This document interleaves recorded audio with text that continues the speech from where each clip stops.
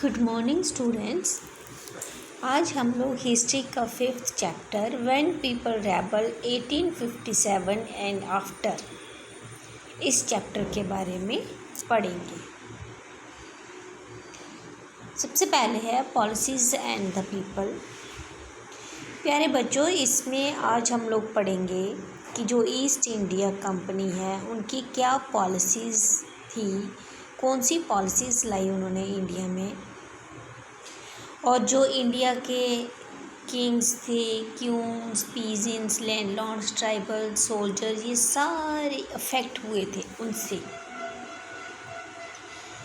और किस तरीके से इन्होंने जो हमारी फीलिंग्स हैं, जो हमारे भावनाएं हैं, उनको ठेस पहुंचाई। सबसे पहले है नवाब लूज देयर पावर।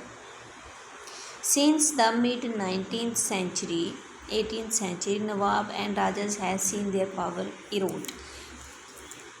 कह रहा है कि 18th सेंचुरी के मिडल में जो नवाब्स और राजा थे उनकी पावर्स जो हैं वो ख़त्म हो गई। They had gradually lost their authority and honor। जो उनको हक थे, जो उनको सम्मान दिया जाता था, वो ख़त्म हो गया। Residents had been stationed in many courts। The freedom of the rulers reduced, their armed force disbanded, and the revenue and territory taken away by stages। कह रहा है कि जो रूलर्स की आज़ादी थी वो ख़त्म हो गई। जो इनके कोर्ट्स थे वहाँ पर जो अंग्रेज़ों ने अपने कोर्ट बना लिए, और जो आर्मी थी इनकी उसके ऊपर बैन कर दिया। अपनी आर्मी वहाँ पर उन्होंने लागू कर दी और रेवेन्यू कलेक्ट करने लगे, और जो राजाओं को के क्षेत्र थे, उनकी टेरिटरीज थी, वो उनसे छीन लेगी। Many ruling families try to negotiate with the company to protect their interest. बहुत सारे जो राजवंशी परिवार थे उनके कंपनी ने उनके इंटरेस्ट को प्रोटेक्ट करने की बात की, लेकिन बाद में उसको निगलेक्ट कर दिया। For example, Rani Lakshmibai of Jhansi wanted the company to recognise her adopted son as heir to the kingdom after the death of husband. Rani Lakshmibai ने अंग्रेजों से कहा कि वो जब उसके पति की डेथ हो गई तो जो उसने गोद लिया हुआ बेटा था उसको उस राज्य का राजा बना दे। तो अंग्रेज़ों ने इसको रिफ्यूज़ कर दिया था, उसको राजा बनने से मना कर दिया था, उसका राजवंशक बनने से मना कर दिया था। इसी तरीके से Nana Saheb adopted the son of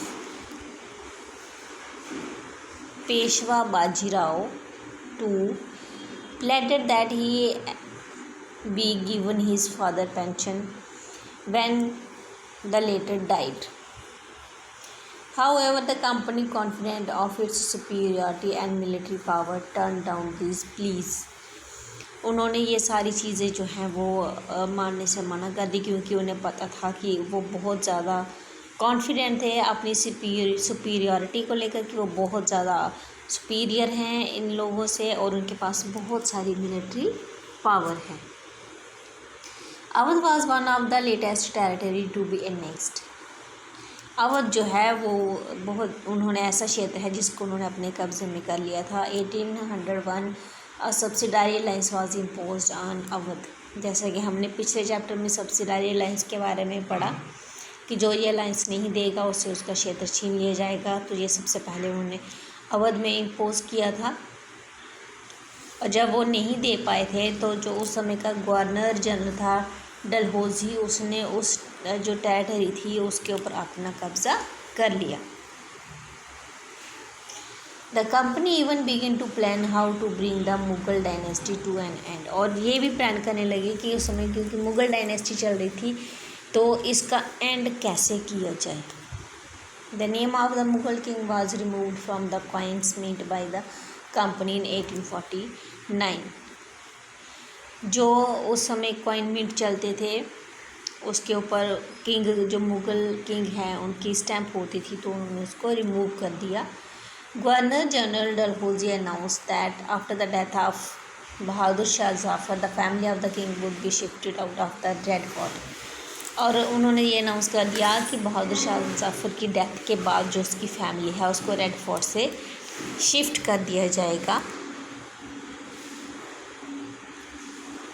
and given another place in Delhi to reside in, और दिल्ली में कोई दूसरी जगह दी जाएगी रहने के लिए। इन 1857 the governor general Canning decide that Bahadur Shah Zafar would be the last Mughal king, और जो दूसरा गवर्नर जनरल आया तो उसने कहा कि जो बहादुर शाह जफ़र है ये लास्ट मुग़ल किंग होगा, मुग़लों का राजा होगा। इसकी डेथ के बाद इसका कोई भी राजवंशिक जो है, इसका बेटा या जो कोई राजकुमार है तो वो आगे इस गद्दी को नहीं चलाएगा, इस राजवंश को नहीं चला सकता है।